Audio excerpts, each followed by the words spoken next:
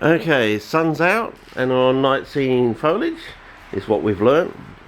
Hopefully it's true. Okay, I just got my containers out. That's for colour matching, the key there. Hopefully if we've done it all, everything, colour's right. Just going to stir this up one more time. Looks pretty colourful.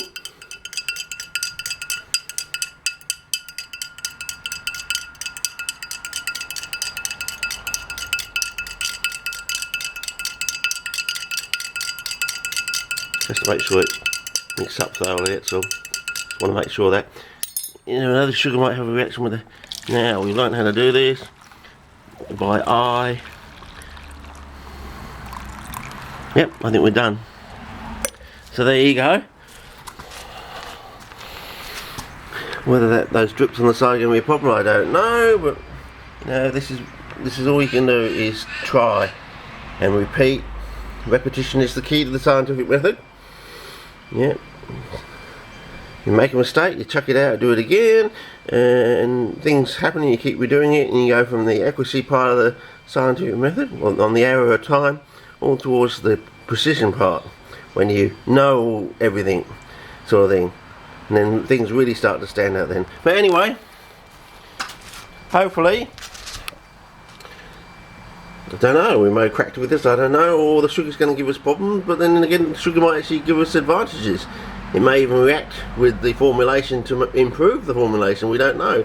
But anyway, that's one formulation, and later on in the week, if it seems to be working, I'll make up a zinc amendment one, and hopefully we'll see if there's any difference, like the zinc promotes any roots, because zinc is involved in auxin production. You basically can't produce auxins without a bit of zinc, but there may already be, you know, slight amounts of zinc in there.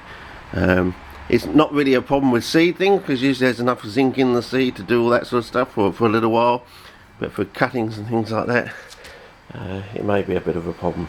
But anyway, over and out for this clip, and we'll see how we go, and I'll set something up in them tonight, and if they dehydrate in the flask, we know that the osmolarity is wrong.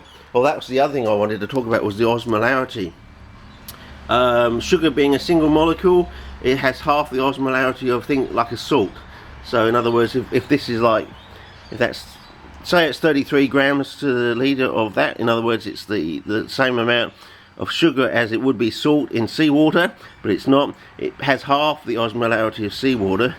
It's really like having 15.5 or so grams of salt, basically. So if you know your salt indexes for your various types of plants, your capes, your Venus flytraps, your cephalotas, your helianthores and your serracenias, then you can equate it. Say for example, you've got the standard one, Venus flytraps, 22 grams to the litre, basically. That's for your salt index.